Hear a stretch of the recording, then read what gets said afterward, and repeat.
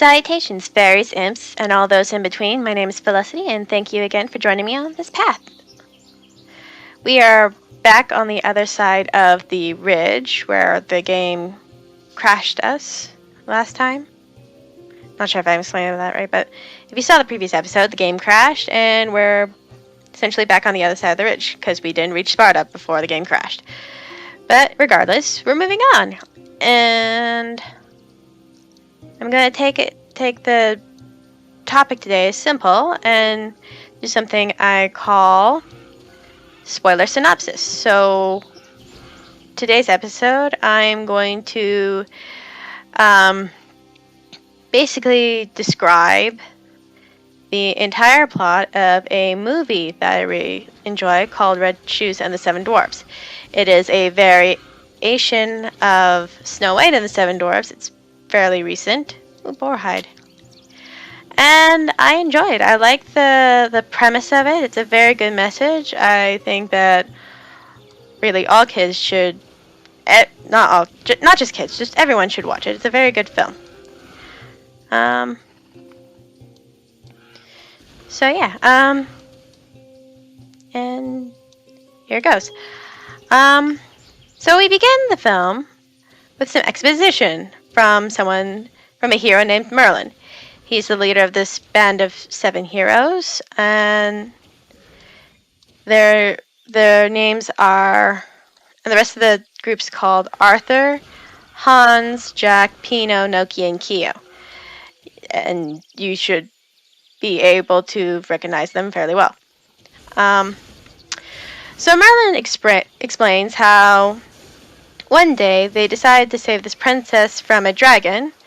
However, upon closer inspection of the princess, they discover that her skin is green and declare her a witch, and begin to attack her. However, unbeknownst to them, she is the fairy princess, and in retaliation for their attack upon her, she decides to curse them. And what their curse entails is that whenever someone looks upon them, they become green dwarfs. Little green dwarfs. And that's the situation for the heroes. We cut to a year later upon a somewhat abandoned castle, and we see this witch making a magic bridge to a tower. And inside that tower is a tree with 2 apples being taken care of by wooden bears. And as the witch approaches the tree, the apples turn into shoes. The witch puts on the shoes, and the witch suddenly glows from the magic of the shoes, becoming this young, beautiful redhead woman until the shoes turn black and the woman returns to being old. Frustrated, the witch leaves the tower, and we cut to that night and find a woman breaking into the tower. A fairly heavy-set woman, I should explain. And we discover that this woman is Snow White, and she's looking for the traces of her father and comes upon his diary. And in the diary, we learn that the old woman is... Oh, I'm dying. Oh, wait, I should run away. Run away, run away. Oh, there's a little body for a moment. I thought he died. Where was I? Oh, yes. So, a year earlier, the guards bring a woman named Regina. They call her a witch, but the king is so enraptured by her beauty that he decides the guards must be wrong. This woman can't be a witch. I'm full of... And so, this woman can't be a witch, so he decides to ignore the guard's warning and marry this woman, which is fine. However, shortly after they get married, the king's new wife, her name's Regina.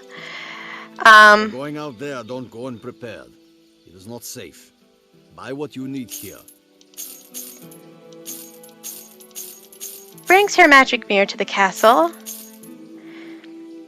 Excuse me. And shortly after, subjects start disappearing.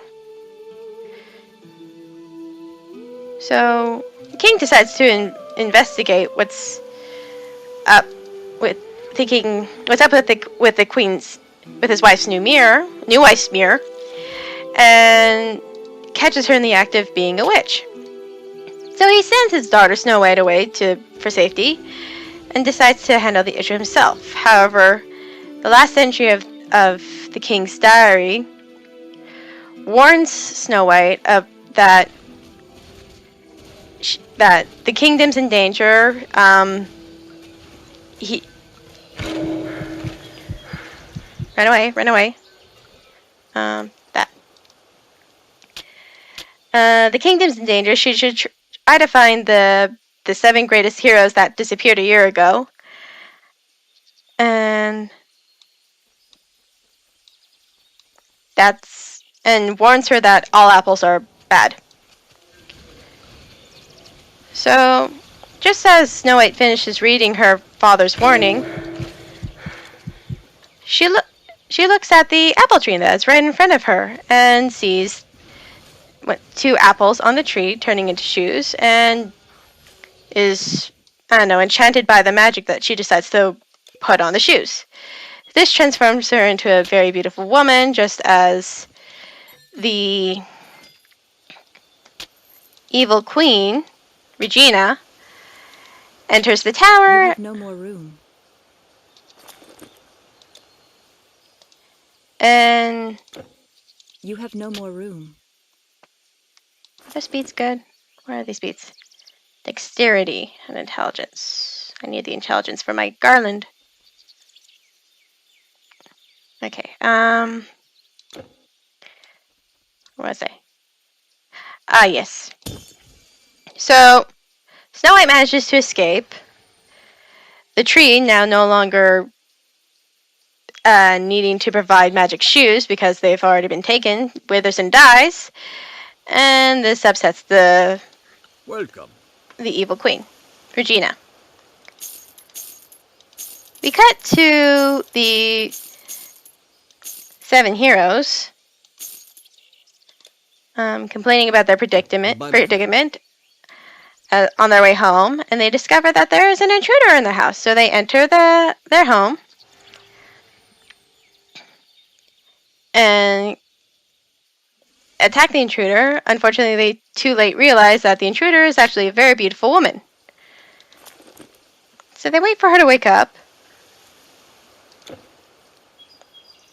And okay, yeah, it's still my stuff. Sorry, it's just I was thinking of playing another game. And Snow realizes what the magic of the shoes does to her, calls herself Red Shoes, and requests their help in finding their father. The 7 dwarves agree to this, thinking that if they spend enough time with her looking for her father, then eventually she'll kiss them and they'll be able to break their curse. Meanwhile, the queen recruits the help of a very obnoxious prince, who agrees to help the Regina in exchange that he gets to keep the pretty lady and she gets her shoes back. He's not that smart of a prince. Later that night,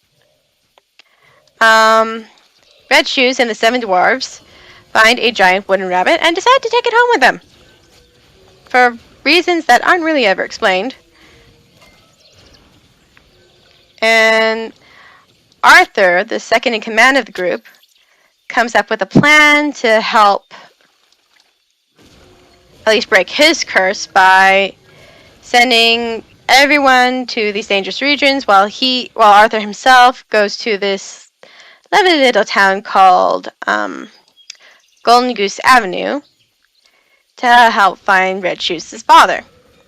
Merlin is left with the task of staying behind at the home base to look after this giant wooden rabbit they found.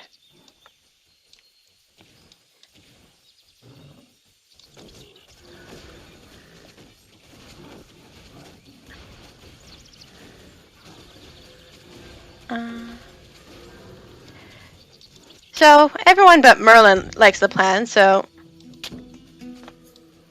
in democracy, Merlin is You stuck. have no more room. I really have no more. Oh, wait. No, I just made room. And I can grab that knife. And now I need to sell.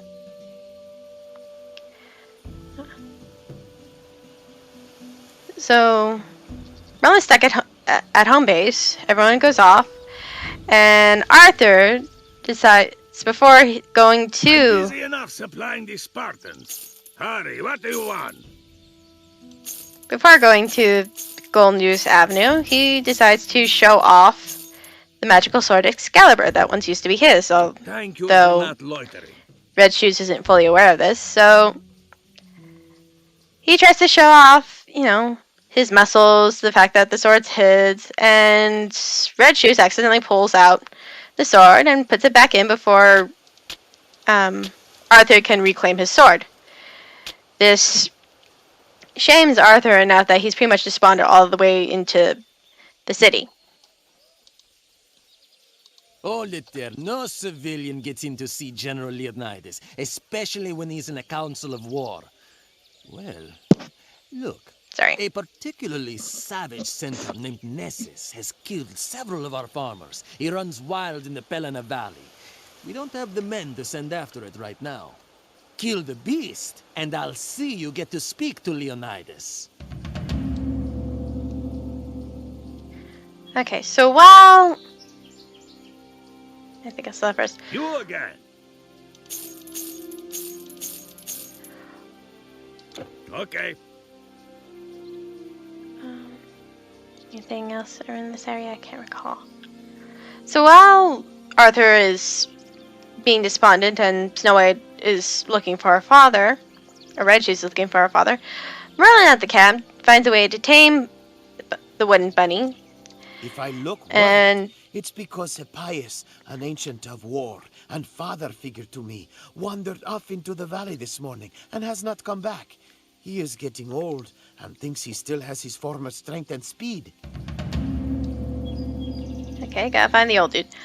Merlin tames the wooden bunny and decides to ride him all the way to Golden Goose Avenue to, I guess the term is cockblock, Arthur.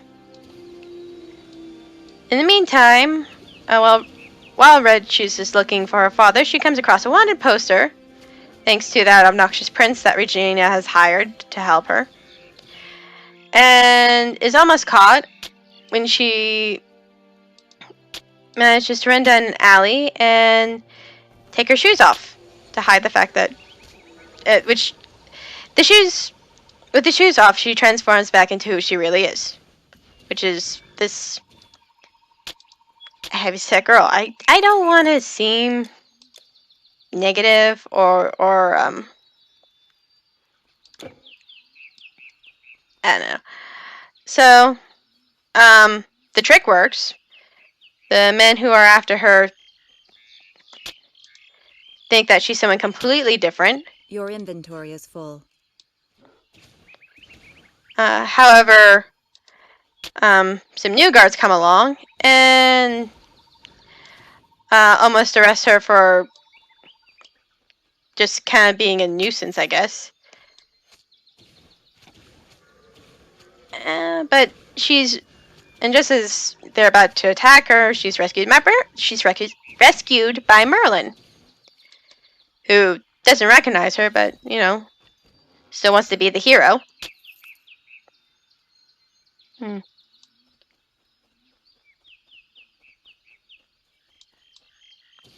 So, with all that trouble gone, Snow White decides to put on the shoes and is almost caught again until Merlin grabs her and they both escape on the wooden rabbit. So they escape and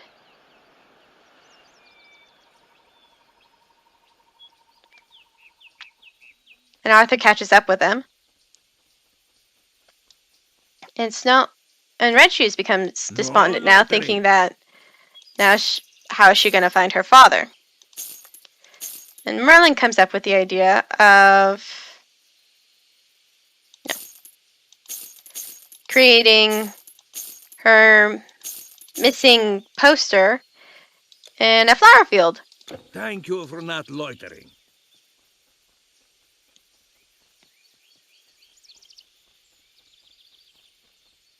And sorry, I'm really interested in this. I'm just also playing a game. Okay, so excuse me, and also burping. Sorry. Okay, so You can't carry anymore.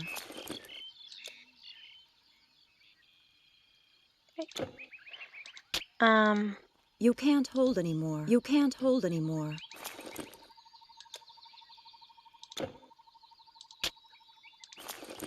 yeah. Okay. Excuse me. Okay. Okay. Merlin creates the missing sign in a flower field. Red Shoes is so grateful for this that she nearly kisses him, although this is mostly, but this is a mistaken action of her just blowing off flower petals off his face. So, we cut to the next day. What is it this time? The obnoxious prince has found their hideout and threatens to kill Merlin and Arthur while they're out of their base unless Goodbye. Red Shoes comes out.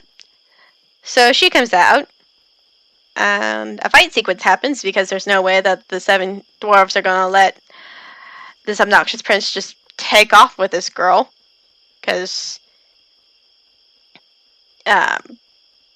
one, he's this rude, obnoxious person. They don't know what he's going to do to her, and you know they made a promise they would help her. So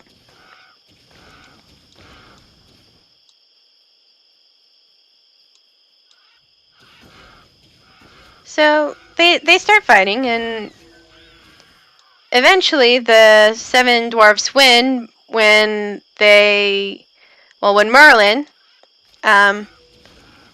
sends a giant wall over their base to crush the obnoxious prince's army. So the obnoxious prince runs away, and Red Shoes is very grateful that she hugs the nearest person, which happens to be Merlin. And we cut to that evening where we see Merlin and Red Shoes being cozy. That's a good guy. And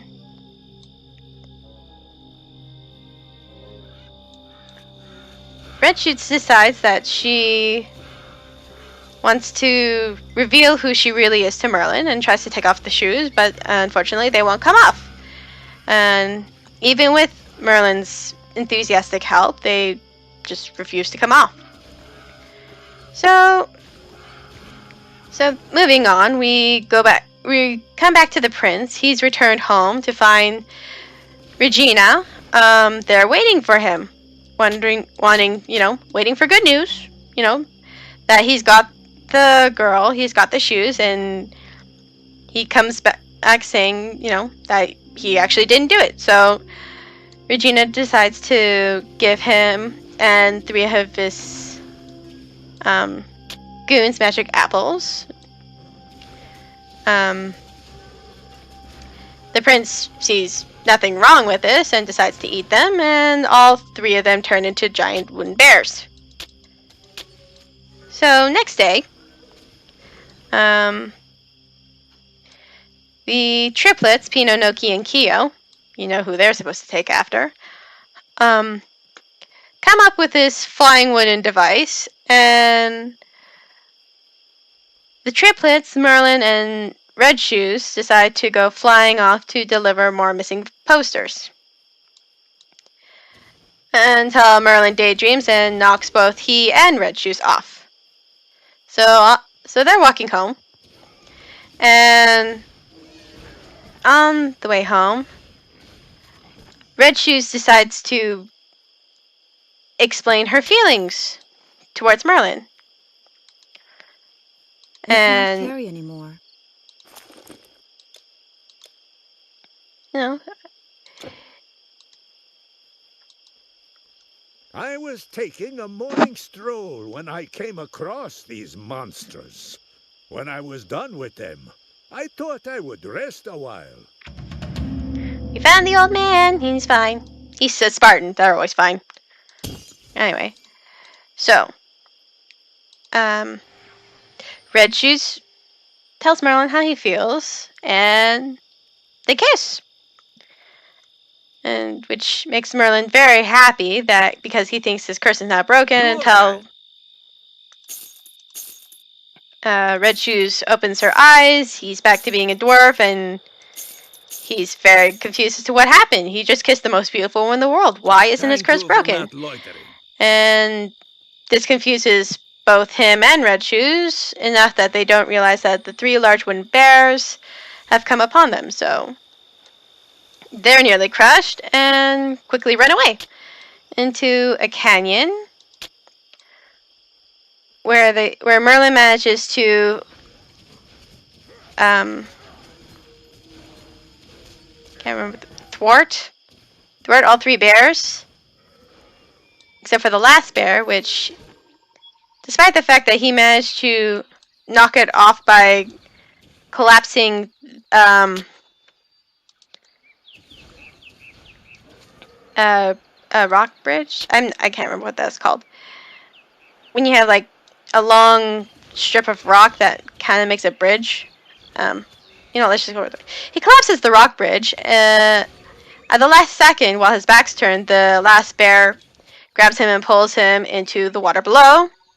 And this pins Merlin to the bottom of the lake. He nearly drowns until Red Shoes jumps in to save his life. However, in order to save his life, she's required to take off her shoes, revealing who she is. They get out of the water. They're found by Bunny, who is apparently attracted to all the commotion, and the 3 tiny wooden bear caretakers who's been taking care of Regina's tree, who were just out because she sent them out. I don't think there's, forget it. So,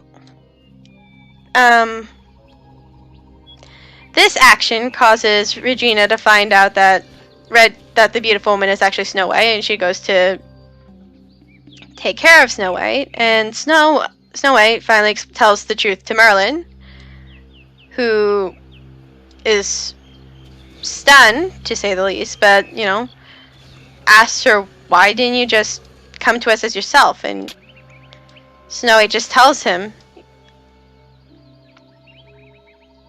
that, she's wearing the shoes because she feels that's the only way that, the 7 dwarves are really going to help her, because that's essentially why they...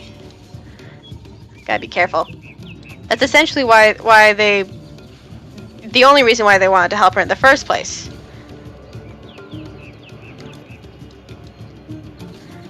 She even, confronts Merlin, saying, If I had given up the magic of the shoes, would you have helped me find my father? And Merlin can't really reply because, again, the reason that they helped Snow White was because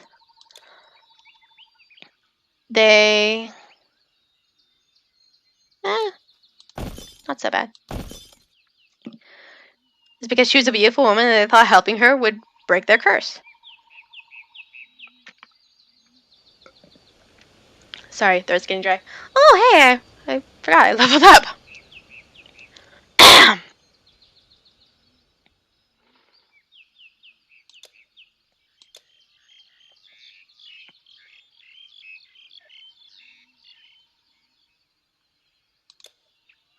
So, Merlin's silence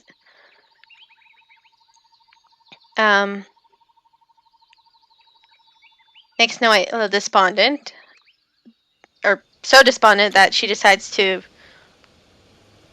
go to bed early, essentially, just turn over.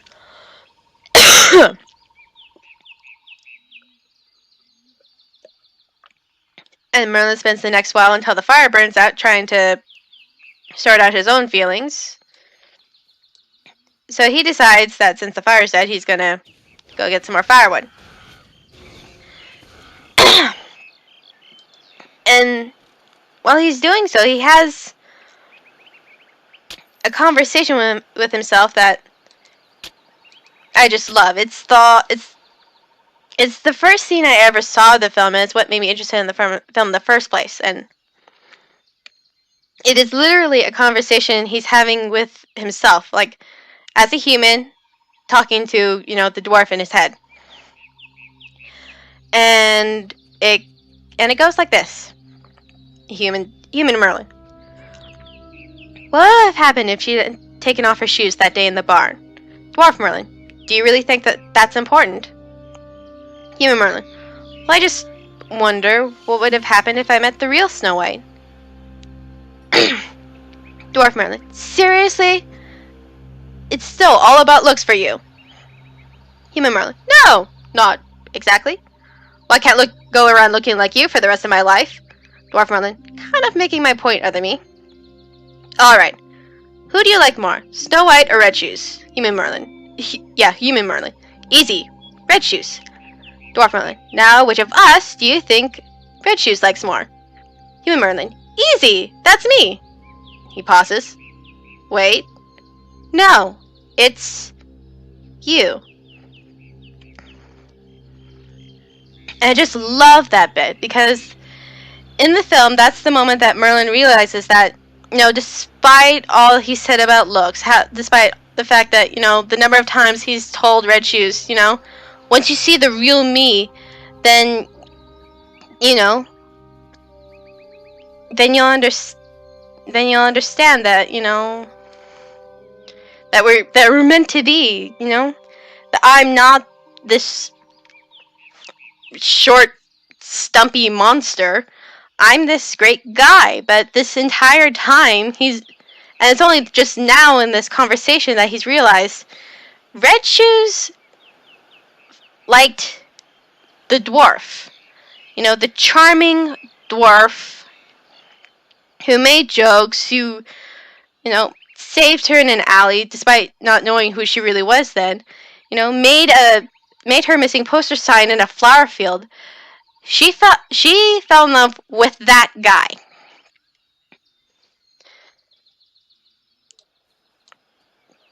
And that is a great moment. I love that moment. That is the whole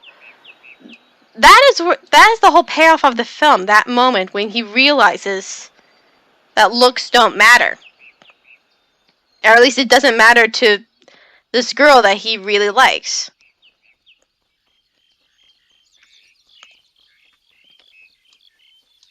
Hippias was okay? Just standing there. Well, I should have known better than to worry about old Hippias. Here, sorry, thirsty. Take this for your trouble. So, Snow White, kind of waking up and realizing that Merlin's gone, thinks that he left because he doesn't like who she really is deep down, decides to put the shoes back on, and wanders a bit. I don't quite understand this part. But anyway, she comes across Merlin. So, you killed it. I have to say, I didn't think you would. You're no Spartan. Speak with the general if you must. Be quick. Leonidas is a busy man. So she comes across this Merlin, but it turns out to be Regina in disguise when the real Merlin shows up with the giant wooden bunny. Regina takes off her disguise and kidnaps Red Shoes. Merlin hops on Bunny and tells the three little bears to go and get the rest of the heroes. and chases after the witch to rescue Red Juice. And they reach the castle, and as soon as Merlin enters the castle, he's taken hostage by the evil queen. And Regina threatens Merlin's life in order to get Snow White to eat her magic apple, which, as soon as Snow White eats the apple to save Merlin's life, she starts turning into a tree.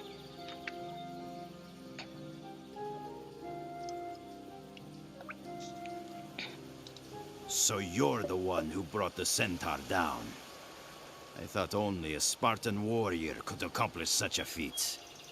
So you are here on Diomedes' behalf. Very well. I will send a few of my men to defend his village. This isn't the first petition I've received requesting assistance. These beasts are everywhere now. And the lazy citizens who mocked Spartan discipline now whine for our help. No matter. Those creatures will regret the day they dared to step on Spartan soil. You must journey to the Oracle of Delphi. She will know where these monsters come from. I'd send a Spartan warrior, but I need all of them for battle. Go to Megara and find my old friend Timon. He can help you acquire a proper offering for the Oracle. Young warrior, remember, bravery is not born, it is made. I can't help but think that... No, that's not the quote. Oh, I completely forgot about all this.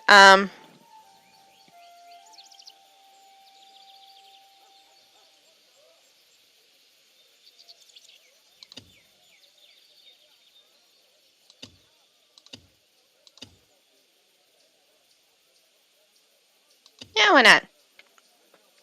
They have all these new powers. Anyway. Distortion wave. Sense of sleep. Okay, so with Red Shoes turning into the tree, Regina sends Merlin back to the mirror room to be kept under watch, and the mirror explains to Merlin precisely what's going to happen to Red Juice, which is that she's going to turn essentially into the magic tree that created the magic shoes in the first place. And once Regina puts on the magic shoes, the tree will wither and die, and Snow White along with it. And this realization causes Merlin to realize that he also cares for Snow White, and does his best to fight back. Unfortunately, the fight doesn't go well, and he's about to be dismembered when the rest of the Seven Dwarfs come in and rescue him and destroy the mirror. You have no more room. Oh, I really don't. Darn it!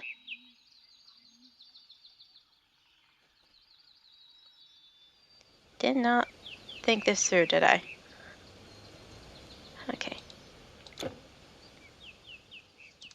Portal. Back to Sparta, because I'm lazy. So, with the mirror gone, Merlin reaches the tower and tackles Regina out of the tower, and creates a large magical electrical surge to essentially kill her. And with Regina dead,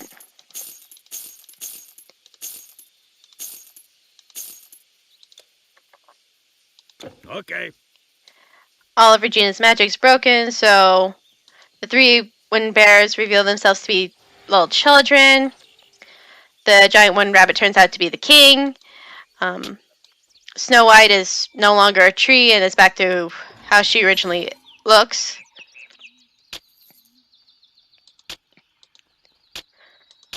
And comes to realize that Merlin essentially killed herself to... Yes, I want this one, definitely.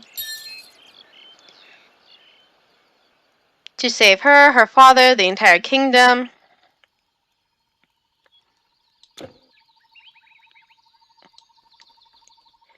Is very traumatized to see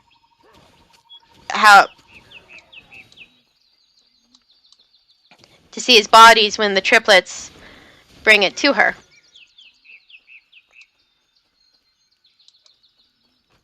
And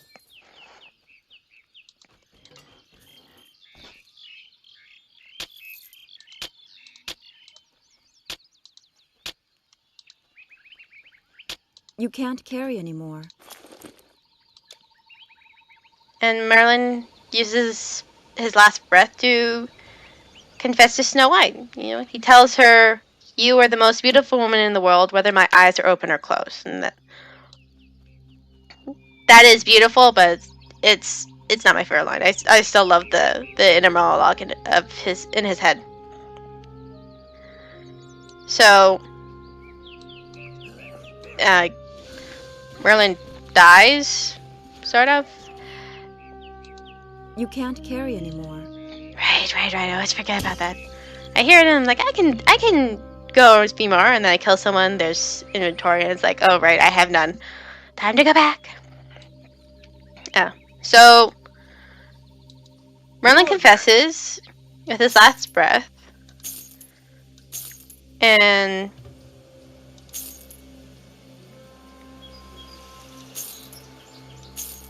Snow White, tearful and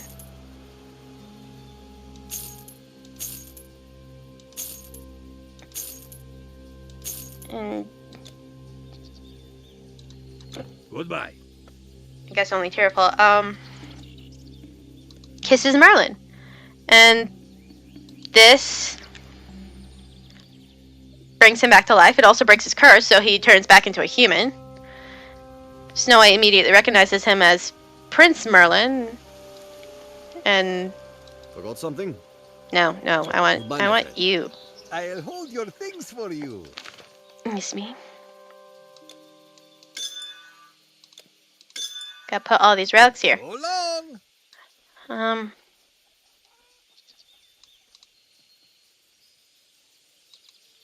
So Merlin opens his eyes and sees that his curse is broken, and it's a little sad that at the prospect of now Red Shoes might not, or Snow White might not like him as much as she did when he was a dwarf, but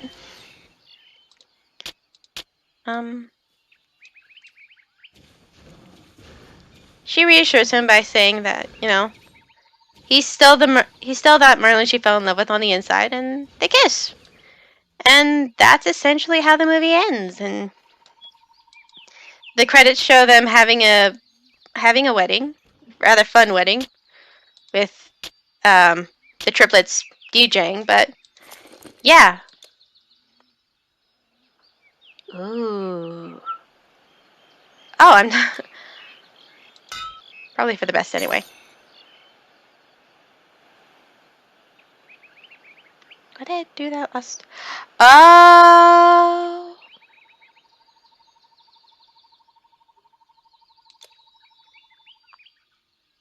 I see.